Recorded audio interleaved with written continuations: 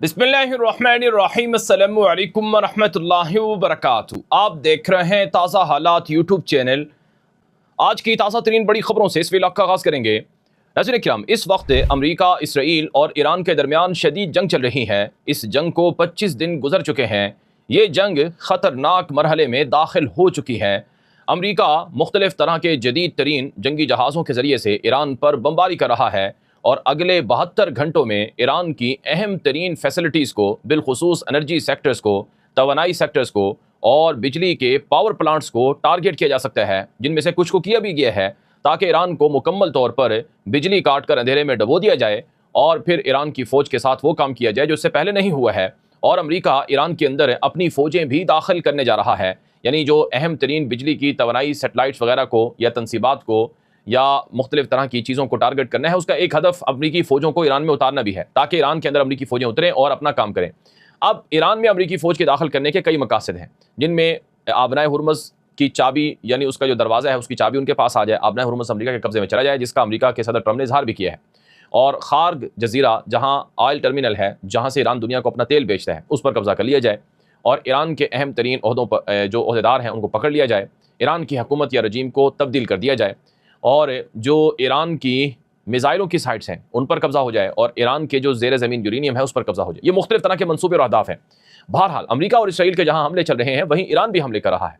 अभी तक 25 दिनों में ईरान के मिज़ाइल ख़त्म नहीं हुए। कहा तो ये गया था कि ईरान महज 1-2 हफ्ते तक ही मिज़ाइल मार सकता है, और अमरीका और इसराइल की असेसमेंट ये थी कि सिर्फ 4 दिन तक ईरान मुकाबला करेगा, फिर ईरान गिर जाएगा। वैसे अब तक अमरीका ने कोई 8,000 से 9,000 अहदाफ पर बमबारी का ऐलान कर रखा है, और इसराइल की तरफ से भी कोई 3,000 से 5,000 मिज़ाइल ईरान में मारने का ऐलान किया गया है।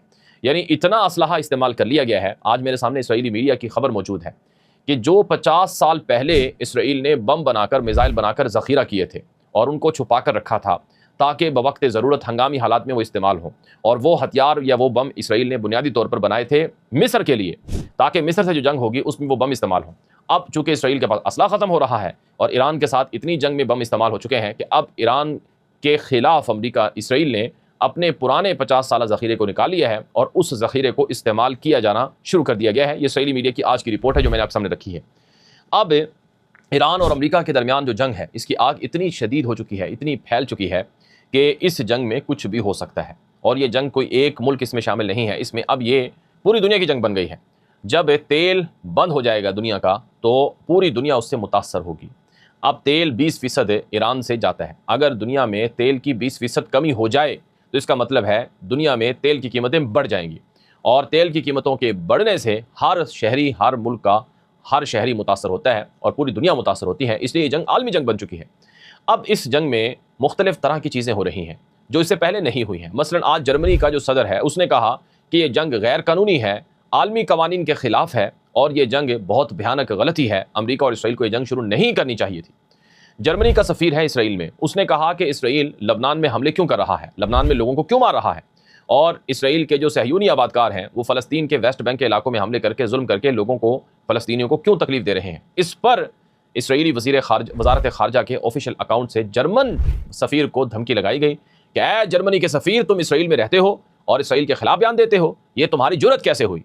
अब आप तसव्वुर करें, वो जर्मनी जो इसराइल को पिछले 2 सालों से असला दे रहा है, जिसका चांसलर जो मिर्ज़ है, फ्रेडरिक मिर्ज़ जिसका नाम है, वो जर्मन चांसलर जो हुक्मरान है, वो इसराइल बार बार आता है और कहता है कि हम तो इसराइल के साथ हैं, चाहे इसराइल जो काम मर्जी करे। और यही जर्मन चांसलर है जिसने कहा था गज़ा की जंग के बारे में कि इसराइल अमरीका और यूरोप और दुनिया मगरब की तरफ से गंदे काम कर रहा है, डर्टी वर्क कर रहा है। ये जर्मन चांसलर ने कहा था। वो जर्मनी अब इतना मुखालिफ हो रहा है कि उसे लगता है कि अगर ये जंग इसी तरह से जारी रही तो जर्मनी का भट्ठा बैठ जाना है।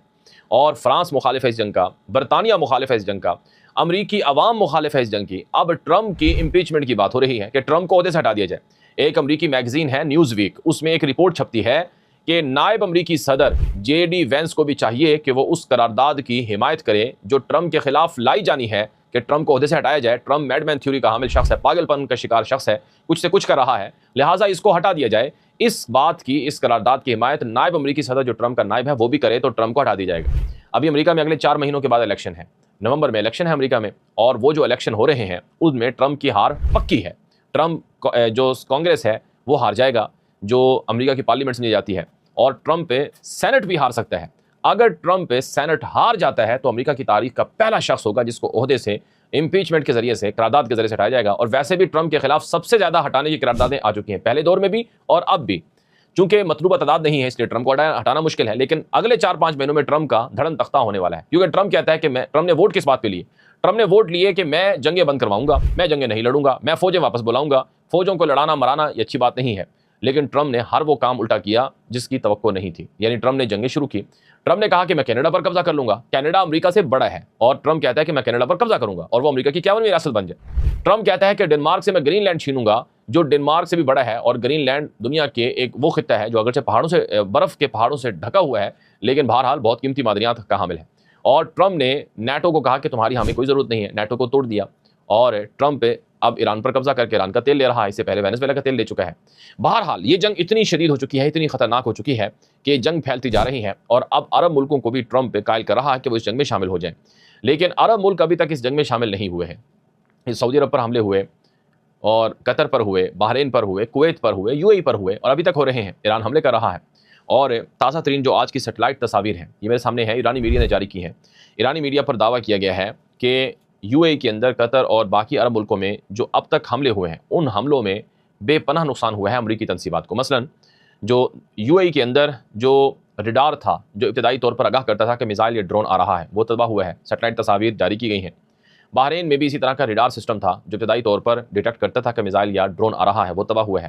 سعودی عرب کے اندر بھی ایسا ہی کوئی ریڈار سسٹم تھا جس کو تباہ کرنے کا دعویٰ ایرانی میڈیا نے کیا ہے، ایرانی فوج نے کیا ہے، اور تصاویر سیٹلائٹ جاری کی ہیں.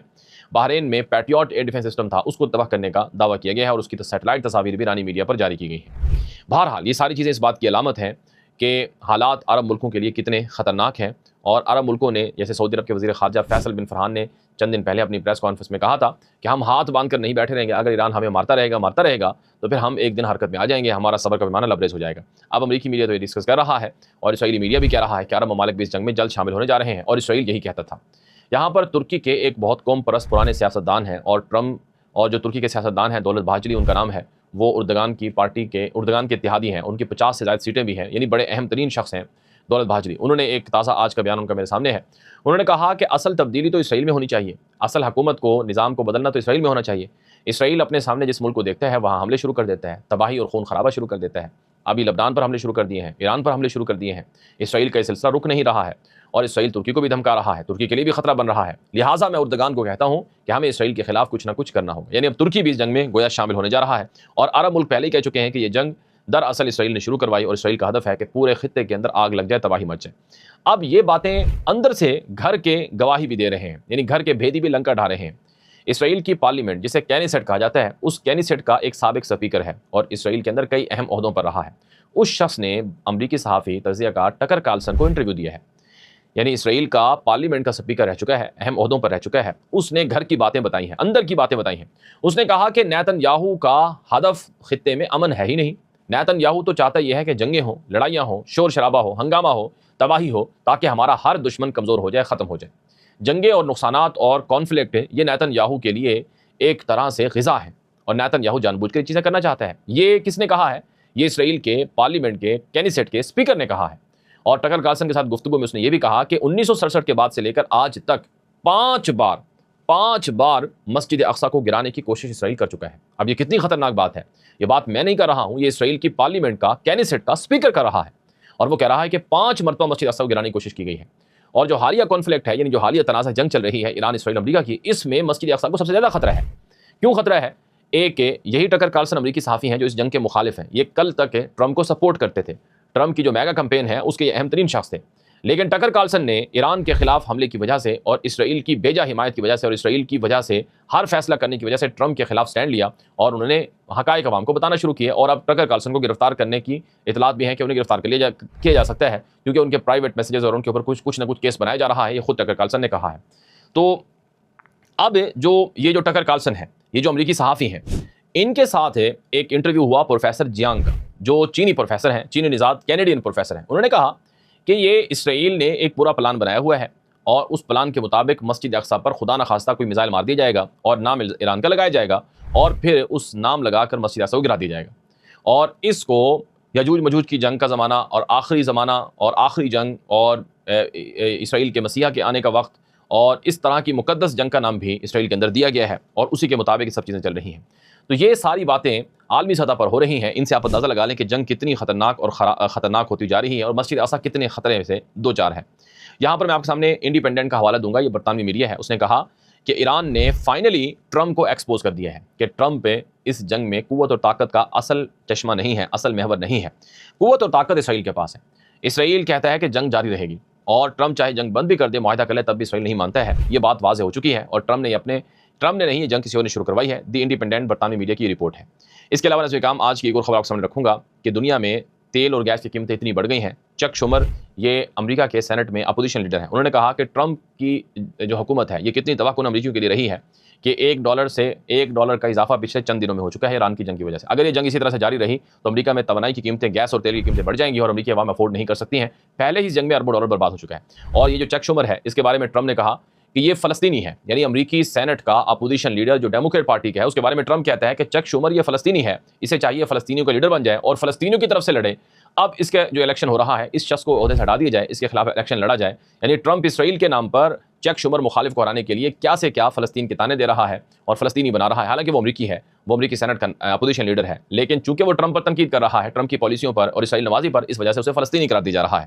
آخر میں ایک اور خبر ہے کہ اسرائیل کی دوسری بڑی ایئر لائن ہے جس نے اپنی پروازیں اسرائیل سے معطل کر دی جنگ کی وجہ سے، اب وہ اردن اور مصر سے آپریٹ ہونے لگی ہے۔ مڈل ایسٹ مانیٹر نے یہ خبر دی ہے۔ تو یہ ایک لمحہ فکریہ ہے کہ مسلم کنٹریز اسرائیل کو کتنا کندھا دے رہے ہیں اور اسرائیل مسلم کنٹریز کے ساتھ کیا سلوک کر رہا ہے۔ اب تک اتنا ہی، مزید تفصیلات اور خبریں آتی رہیں گی۔ آپ ہمارے یوٹیوب چینل تازہ حالات کو فالو کریں، سبسکرائب کریں، آگے نشر کریں۔ اجازت دیجیے، السلام علیکم ورحمۃ اللہ وبرکاتہ۔